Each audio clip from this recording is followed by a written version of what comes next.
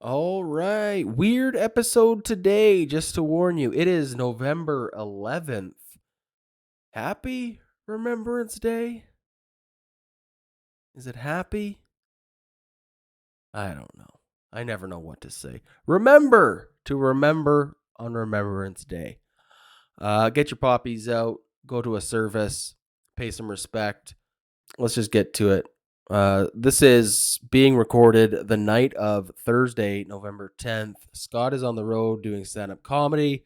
I am getting my wheels changed over. Need the winter tires on tomorrow. So unfortunately, we couldn't get together to make an episode happen for Friday, November 11th. So we did this instead. I recorded a few separate segments. Those are available on the Clips channel individually.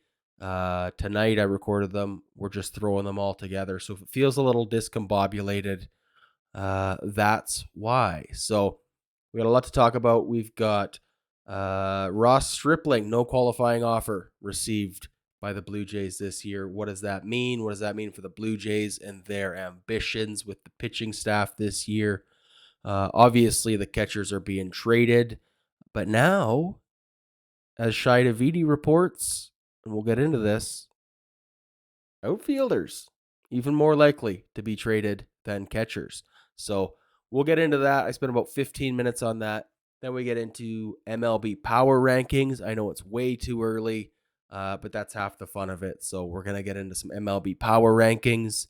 And then we're going to talk bounce back candidates in free agency. So these are guys who had a bit of an off year for one reason or another in 2022, but have shown some real promise in the past. These are 30-plus home run guys. These are 100-plus RBI guys. These are veteran catchers who could be a value in free agency for a particular team or two. Worth taking a gamble on. So we spent about 15 minutes on that towards the end as well. Again, apologies for kind of a weird episode that's all over the place. Appreciate your patience and sticking with us. Just wanted to get something out for you, so did the best we could. Apologize again for the weird solo Adam content tonight. If you are new here, please, and you enjoy this content by the end of the episode, if you've stuck with us through 57 plus minutes, please, I'm sure I say it enough times through these segments, but please remember to subscribe, like, and comment on the videos. If you're not new here, thank you for being a part of the community.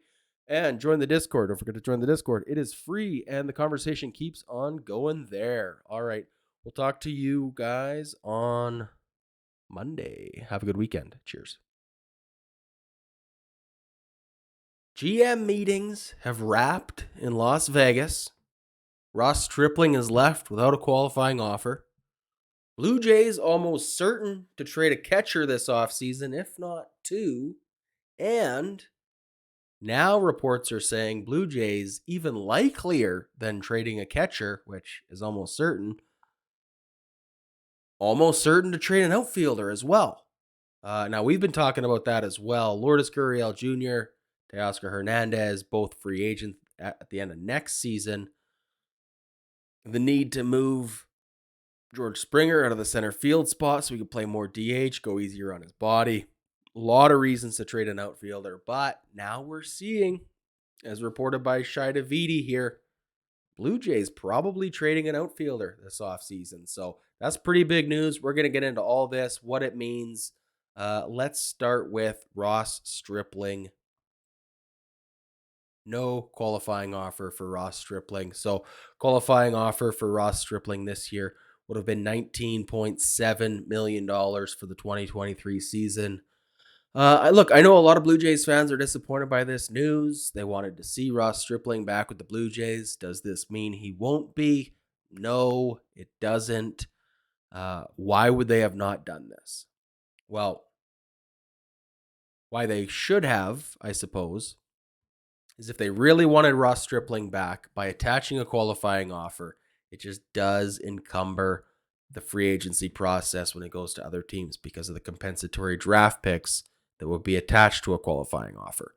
So by offering him the qualifying offer, if a team like the Dodgers or the Mets or the Giants or the Cubs or whoever wanted to go after Ross Stripling. It's a much less appealing guy to pursue as opposed to a guy that doesn't have a qualifying offer attached. So ultimately, it does put a little bit of a stain on his value, which would be a little bit more leverage in the Blue Jays' opportunity to sign him. Now, why didn't they? The downside is if he accepts the qualifying offer, $19.7 million for the 2023 season is a massive overpay for a Blue Jays organization who, as Scott and I discussed earlier this week, have so much money already invested into the starting pitchers. $20 million a year for Jose Barrios moving forward. He's basically a number 4 or a number 5 pitcher. Yusei Kikuchi, 15 plus a year for another 2 years at least. He's a bullpen arm at this point. Maybe he competes for the number 5 spot. We'll see how spring training goes. Ryu, dead money right now with his Tommy John surgery, won't play next year. Some people are saying, oh, he might be back mid-season. Look, it's Tommy John surgery. Maybe it will. He's old. He's getting older. Tommy John, late in the career at this point. They've got to be, they can't afford to miss again. It was a great season from Ross Stripling. He gave us 134 innings. It was a weird swingman position where he started in the bullpen. He gave us a couple starts. He went back to the bullpen, gave us a couple more starts. Why would he take it? Look, he's looking for starter money. Who's going to give him starter money? I've been saying this for a long time. The reports I've read, the experts, God knows I'm not one.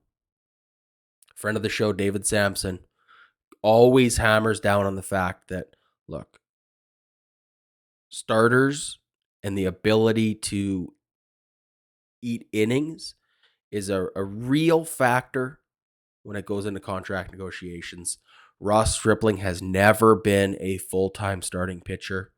The 134 innings that he gave to us this year are by far a career best. 2018, he did 122 for the Dodgers, 101 last year, 100 in 2016. Every other season has been below that. He's 32 years old.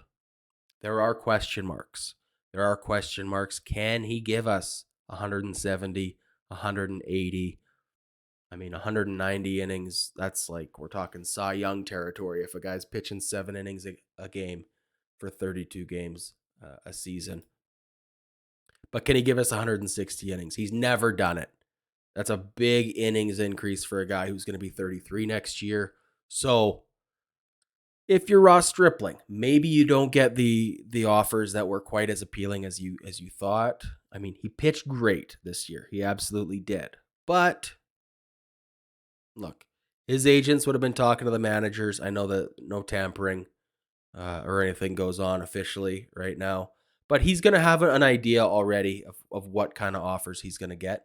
And maybe he thought, you know what, $19.7 million to pitch 1 year with the Blue Jays. I'm going to be if Ross Stripling accepts the qualifying offer, he is absolutely the number 3 pitcher in our pitching staff, in our starting rotation. He does not pitch out of the bullpen this year, not for $20 million.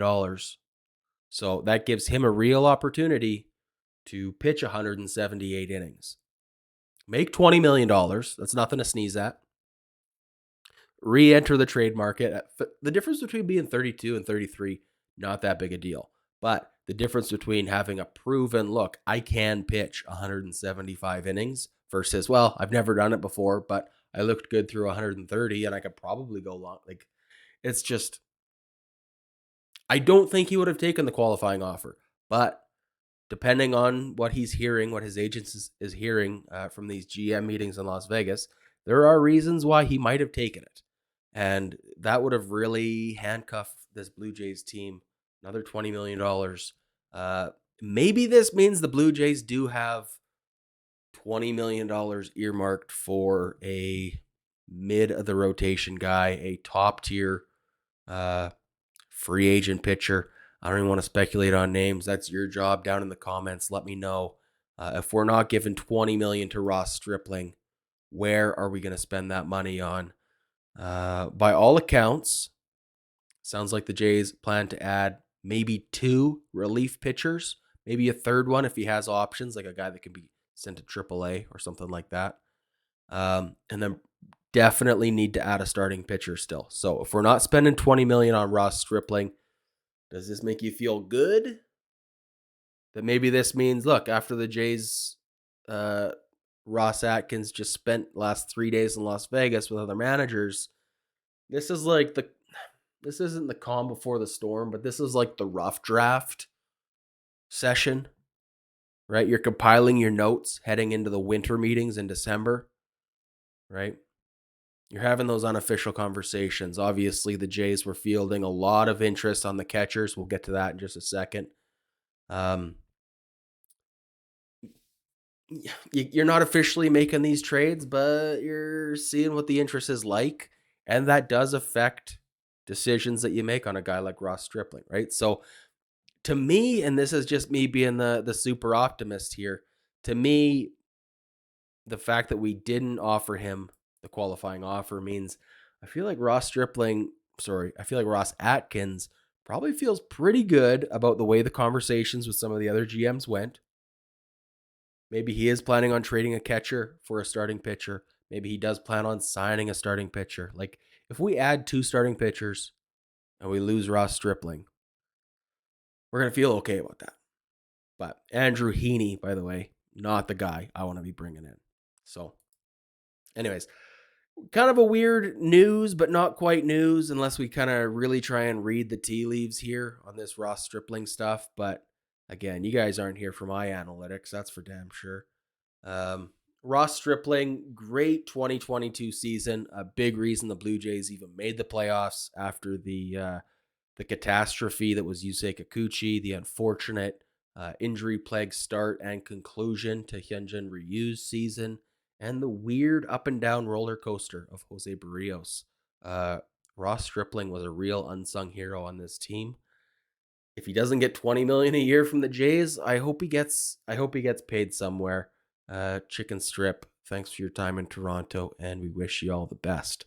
All right, I just want to pivot now slightly to this, which I thought was interesting. So again, this from Shi Davidi here, gauging where the Blue Jays plan to dine in a carnivore's market. So carnivore's market is the term that Scott Boras has come up with to describe the free agent frenzy that is going to be this off season. I think I'm better with analogies than Scott Boras is, but I don't know. Sprinkle a little cheddar on that free agency market, and we'll see what we get. All right. The one notable takeaway that I got from this article here, again, Shi Davidi, friend of the show, had some great conversations with him. Now, Shi Davidi has given us a little bit of a peek behind the curtain, and what he says is that he does hear a lot of things. He talks off the record with guys like Ross Atkins, Mark Shapiro frequently. They give him a little bit of insight into what their real plans are, but it is off the record. But as Shi Davidi has told us, that those off the record conversations, and Arden Zwelling and Ben Nicholson-Smith have kind of echoed this sentiment, is that they do hear some off the record whispers that do kind of formulate the things that they speculate on. So when they're speculating about something, I'm listening, is my point here. Okay. So obviously there's a lot of talk about the catcher position. Blue Jays have an abundance of catchers. And now this quote here, Ross Atkins said Wednesday, quote, "There are teams that are extremely interested in all 3 of the big league catchers." That's Danny Jansen, 15 home runs, career high this year through 72 games. Gabriel Moreno made his big league debut, 25 games. He did play the last game of the season at second base and left field, I believe, as well. And Alejandro Kirk, who just won a Silver Slugger award. So plenty of teams with extremely interested in all 3 catchers. Ross Atkins is going to field offers on all 3. It's not up to him to decide who the best trade piece is. It's up to him to decide what the best offer he's getting in return. And we could be in a situation, remember this, where Ross Atkins maybe values Alejandro Kirk as the most valuable catcher for this organization moving forward. But if another team values Gabriel Moreno more, if the Astros are offering us a better package for Moreno than they are for Kirk, then that's absolutely the one we're going to take, right? But here is the big takeaway that I'm looking at. There are teams that are extremely interested in all three of his big league catchers. However, there are some in the industry, again, Shi Davidi saying this, who feel it's even likelier that they trade an outfielder. So we've been speculating on this for a while now. George Springer needs to play DH more often. We can't have him playing 120 games a year. We need him in there for 140, 150, 159 games a year. Center field is a tough spot to play. If we move Alejandro Kirk, free up the DH spot for more of George, and he's playing right field because we've moved Teoscar, or left field because we've moved Lourdes. And look, now we're starting to see it, okay? We're starting to see the chatter. And again, if it's extremely likely that the Blue Jays trade a catcher this offseason, and it's, quote, even likelier that they trade an outfielder, one of them's gone. For me, this is what I'm reading. Let me know in the comments. Am I crazy here? Or when I read this phrase, even likelier that they trade an outfielder, that's like 100%. Right? 99% that we're trading a catcher, so it's 100% that we're trading an outfielder. Lourdes Gurriel Jr., left fielder, free agent at the end of next season. Teoscar Hernandez, right fielder, free agent at the end of next season. One of them has to move to make room for Georgie. Georgie moves. Maybe we get Brandon Nimmo, fill that hole in center field, bring in the lefty bat. Little certainty with the roster moving forward. I don't know. I've been on it since this past trade deadline that we needed to move one of our corner outfielders, and now it seems like that is imminent. So I guess what I want to know in the comment section here is, of the corner outfielders, if one of them is gone, and let me know, maybe I'm reading too much into this, but when I read even likelier, it just seems to me that means even likelier. So if one of our corner outfielders is gone, because there's no way George is gone. George Springer's not going anywhere. If Lourdes is gone or Teoscar is gone, which would you prefer? Which one do you want to see the Jays hold on to more? Because this is an interesting debate for us to get into, because there are so many people who are so passionate about Lourdes. There's so many people who are so passionate about Teoscar.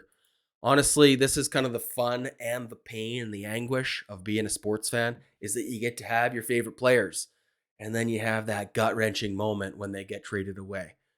Just recently, friend of the show, Taylor Saucedo, pitcher for the Blue Jays, was claimed by the Mets. That was a gut-wrenching moment for me. Scott sent me the tweet. Taylor Saucedo, claimed by the Mets. Very heartbreaking. Had to reach out to Taylor. Wish him all the best in New York. It's tough, man. You get to know these guys. You get attached to them. And it's sad when they're gone. So let me know in the comments which of these corner outfielders is the invaluable guy that we just can't live without.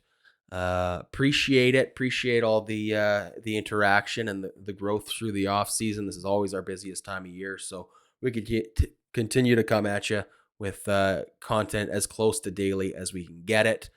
Appreciate you sitting through this weird episode today. If you're new here, please subscribe, let me know in the comments again your thoughts on all of this. If you're not new here, appreciate you being a part of the walk-off community. Drop a like anyways, just because you want to. And we'll catch you guys on the next one. Cheers. All right. Good morning and welcome to a little fun one we're going to do here. So we're going to take a look at the 10 free agents who could bounce back in 2023. Now, obviously, your team would love Aaron Judge. Your team would love Justin Verlander. Your team would love Trey Turner or Carlos Correa, or maybe both shortstops if you're the Texas Rangers. But you can't always get the guys at the top. You do need to fill in with some reclamation projects that you pick up off the scrap heap. So that's what we're going to look at today. Obviously, you guys don't come here for the research and the analytics. That is not my forte. Scott Belford, my co-host, not here today. Not his forte either.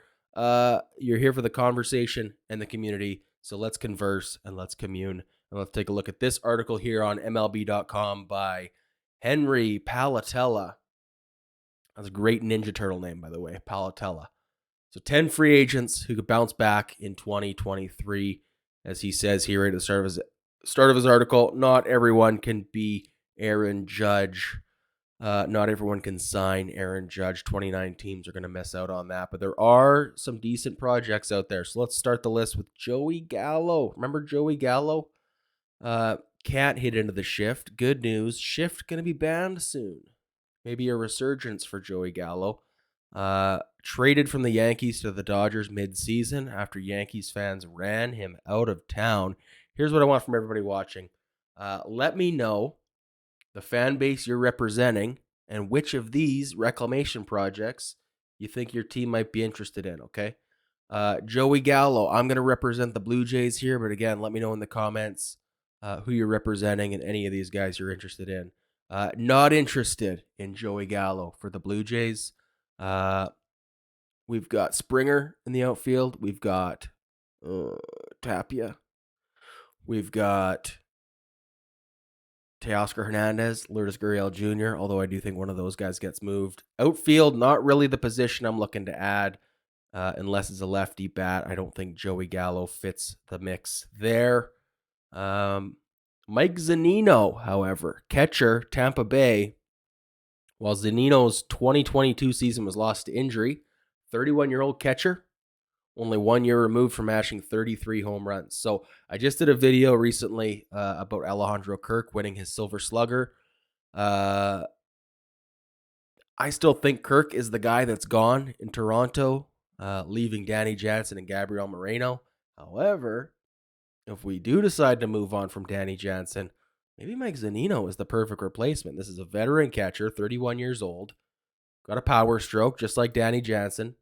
Danny Jansen hit 15 through 72 games this year, so it was about a 33 home run pace. Mike Zunino, rough season last year, but has shown that he can be the guy. Only 36 games last season. As a Jays fan, if we're moving on from Danny Jansen, if that's the catcher we're moving on from, Mike Zunino is definitely a veteran catcher I'd be looking at adding. But again, let me know in the comments what you guys think if Mike Zunino piques your interest at all. Michael Brantley, now this is an interesting one. Jays fans remember Hazel May reporting that the Jays signed Michael Brantley. This is about 12 hours after we signed George Springer in what turned out to be a hilarious hoax. We did not sign Michael Brantley. He went back to Houston. But now injuries have impacted Brantley. As he continues to age, he's older every year because that's how life works. But when he's on the field, he is good. Again, as a Jays fan, I don't have room for him. We've already got an older former Astros outfielder, George Springer, that we're giving a lot of money to. George Springer, really good when he's on the field. We got to keep him there. We can't really be affording to invest in another guy that is only going to play part-time. So Michael Brantley, you don't fit with the Blue Jays, but again, let me know where you're watching from and let me know if Michael Brantley is a guy that might fit your team. After this, we got Mitch Haniger. I was just reading an article. Obviously, the Mariners have Julio Rodriguez. Also won his first Silver Slugger, Rookie of the Year, Julio Rodriguez. Great center fielder you've got there in Seattle. Mitch Haniger of the Mariners, likely gone. I was reading this article.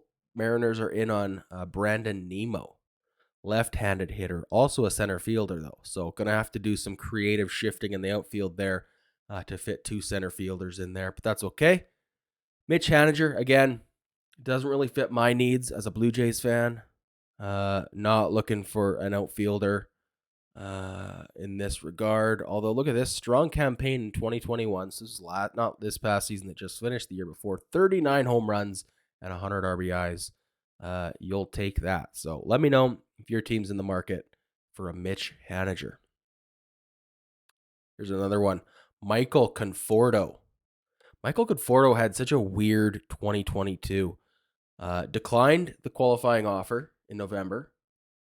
Was a late free agent that kind of lingered through spring training camp. We're wondering where he was going to sign at the last minute there, and then had a weird season-ending surgery during workouts in April while trying to find a team to fit in with. My understanding is that he was healthy by mid-season, and that could have been a guy that was added to a team, but just wasn't. So kind of a weird lost 2022 season. This is an all-star hitter who slugs, look at this, 33 home runs and 92 RBIs for the Mets in 2019 before the weird 60-game COVID season. Michael Conforto, like that's a real option for someone who could certainly bounce back in 2022. Again, let me know if you and your team are interested in Michael Conforto. Then we got Adam Duvall. Great season with the Braves in 2021. Big part of that postseason run that obviously led to the Braves winning the World Series. Bit of a down season for him, though, and now he's a free agent. Again, same old story for me with the Blue Jays. I don't think Adam Duvall is a fit in the outfield here in Toronto. Then we've got Adam Frazier, second base. Couple of Mariners on this list, eh? So Frazier taking a step back since being traded to the Padres. Oh, there you go. Stand corrected. Padres. I'm talking to my own head now.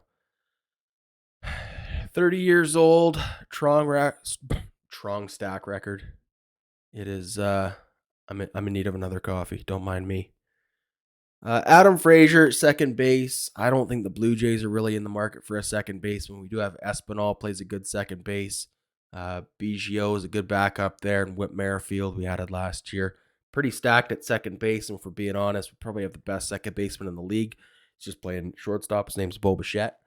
But I don't think second base is an area of need for us. But it'll be interesting to see where Adam Frazier goes. I do like Adam Frazier. Hell of a name. My name's Adam. All right, let's move on from Adam Frazier. We got JD Martinez, DH. Now, DH, full-time DH. JD Martinez can mash. The only 2022 All-Star on this list, JD Martinez, Boston Red Sox. No value to the Toronto Blue Jays. We already have a logjam at catcher. We have an even worse logjam at DH, partly due to one of our catchers. So Alejandro Kirk needs too many games at DH as it is. George Springer needs more and more every year. JD Martinez does not fit with the Toronto Blue Jays, but man, this guy can hit. Palatella thinks that JD Martinez might be a possible fit with the Guardians, the Astros, the Mets, and the Dodgers. Let me know if you represent one of those fan bases, how much you'd like to see JD Martinez on your team. Red Sox fans, JD Martinez, are we on the precipice of a full-blown rebuild here in Boston? Xander Bogaerts, Rafael Devers. What's going on? You guys just signed Trevor Story. Weird time to be a Red Sox fan. A couple more on this list here. Will Smith, the slapper of Chris Rock himself, left-handed relief pitcher. Good season with the Braves last year. Kind of a weird season this year. Ended him up in Houston. Didn't really play through the playoffs. I don't even think he was on the roster. Did not appear in a game in the World Series. There you go. Left off the ALDS and ALCS rosters. So Astros are over him. Do you think he has anything left in the tank? I don't know. Again, you'd sure love to add a Justin Verlander, a nice relief guy. Like I know Diaz just got re-signed to a mega deal with the Mets. You'd love to add someone like that. But Blue Jays, I think maybe Will Smith might be a guy that if I'm a Blue Jays fan, which I am, I think I'd be interested in a Will Smith. Why not? Left-handed pitcher. He could pitch for me in the 7th or 8th inning any day. All right, yeah. As a Blue Jays fan, I'd say I'm in on Will Smith. If the price is right, give me Will Smith. I'll try that out. Last one on the list here, catcher Omar Narvaez. Weird season for him. Defensively, very good. Offensively, very bad. 89th percentile in pitch framing, not really going to be a factor for much longer. I think, is the robo umps in this season? Well, I can't think now. Robo umps going to be eliminating the value of pitch framing very soon. However, in the batter's box, Narvaez posted career low in batting average a season after he clubbed a career high 11 home runs en route to an all-star game nod. Again, as a Blue Jays fan, I can't say I have any interest in Narvaez. The only one that I would be interested in, again, Mike Zunino, I would take if Danny Jansen is the one of the 3 catchers that we move on from. Anyways, that's going to do it for us today. That is the list of 10 on MLBs.com. Thank you to Henry Palatella, the Ninja Turtle himself, for that great article. Doing all the research, doing all the legwork for me makes my life a lot easier when I get to just copy someone else's homework. So we're here for it. We're here for the community and the conversation. Converse down below. Let me know which of these guys you think might fit your team. If you're new here, subscribe, like, drop the comments. If you're not new here, thank you so much for being a part of this community. Join the Discord, link in the comments or in the show notes below. Discord is free to join. Lots more conversation happening there. Don't forget to like this video, and we'll catch you on the next one. Cheers. Hello, and welcome to the walk-off. We're going to go over some way too early 2023 power rankings for the MLB. You're not here for the research. You're not here for the stats and the analytics. You're here for the conversation and the community. So let's do that. Let's converse. Let's commune. And let's copy someone else's homework. So for this, we're heading to MLB.com. We're looking at a Paul Casella article here. It's never too early. 2023 power rankings for the MLB. Congrats to the Houston Astros. Another World Series ring. What's that? 3 in 6 years or something absurd. This Astros team really, really good. So they're going to start the list at number 1. Tough to argue with the Astros being number 1. This is a great team. Had a great season. Great results. Question for everybody. If the Phillies had won the World Series, would the Phillies be number 1? Does winning the World Series, is that just you're the best? You've got to be dethroned. You have the crown. Is that how you feel about power rankings? Do they get to be number 1 all off season, no matter what happens? It's a question worth asking. Number 2, we got the Dodgers. No surprise here. Dodgers, again, an elite team, an elite organization. They continue to build with prospects through trades, through free agency. Not as hated as the Yankees, but they are getting there. A lot of bitterness from other fan bases towards the Dodgers. As we go through the list here, just let me know what fan base you represent. I know we are predominantly a Blue Jays-based talk show, but we do seem to be finding a new audience throughout the MLB and with other teams. So Scott and I, in recognition of that, are trying to bring some more MLB broad content. So if you like this, if you like more MLB broad content, let us know in the comments. Drop a like. Let us know we're on the right page here. So Dodgers number 2. We got Braves number 3. Okay, so now we're going to start to get into the questionables. Still haven't seen the Phillies on this list. It was a good season from the Braves. I think a better season than they had in 2021, although the postseason ring would dispute that. Dansby Swanson, free agent, probably 3rd on the list of free agent shortstops this year, maybe 4. Man, is it ever deep in that free agent shortstop class. I'd like to see Dansby Swanson in a Blue Jays uniform. Padres number 4 on this list. Juan Soto looked good in a Padres uniform, joining Manny Machado and the rest of those guys. Not joining Fernando Tatis Jr., however, as he spent most of the season injured and then suspended for PEDs. Fernando Tatis Jr. will miss, I believe, 60 games of 2023 before he's eligible for return, serving that suspension. So let me know. We had an interesting comment on the mailbag this past week. Bo Bichette for Fernando Tatis Jr. straight across was the trade suggestion. Both players get a fresh start. I got to say, I know as Blue Jays fans, we're hard on Bo Bichette. You couldn't pay me enough dollars to take Fernando Tatis Jr. on my team. Super talented kid, but talent only gets you so far. He can't seem to stay on the field. Health is a major concern. Might even just be a full-time outfielder by 2023. The PEDs, I mean, he's got an excuse. I don't know if it's true or not. Biggest red flag for me was just how his teammates responded and their comments following the news of that suspension. That's a real big red flag. I haven't seen someone kind of yeeted under the bus as fast since the old Trevor Bauer with the LA Dodgers, but let's move on from there. Mets, number 5. Just signed Edwin Diaz. They spent $20 million a year on a closer. That's a lot of money for a guy who's going to, I guess, impact 40-ish games. That's a lot of money. We'll see if they have anything left in the tank to sign DeGrom, who is now officially a free agent. As is left-handed hitter Brandon Nimmo. I'd like to see Brandon Nimmo in a Blue Jays uniform. He could play center field for me. Move George Springer over to right field /DH. Trade Teoscar in a package with maybe Alejandro Kirk.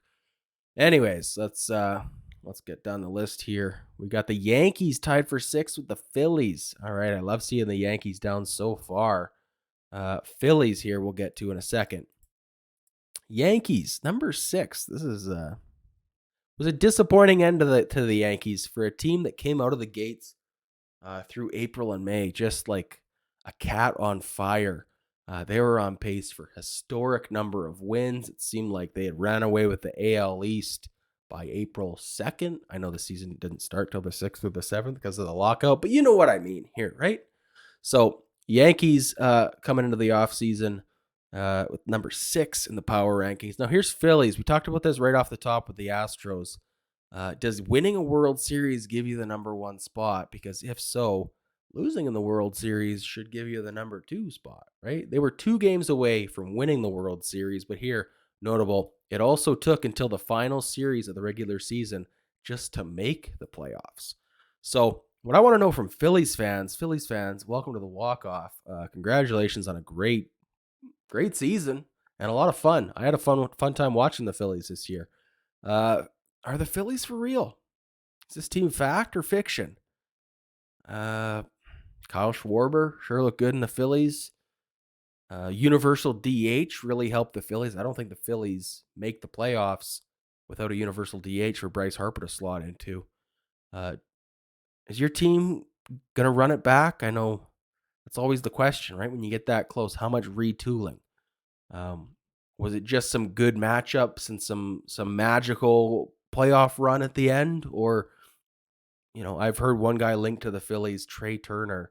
If the Phillies go out and sign Trey Turner, if I'm a Phillies fan, that's pretty exciting for me. So I like the Phillies here, but again, Phillies were 6. If they won 2 extra games, are they automatically number 1?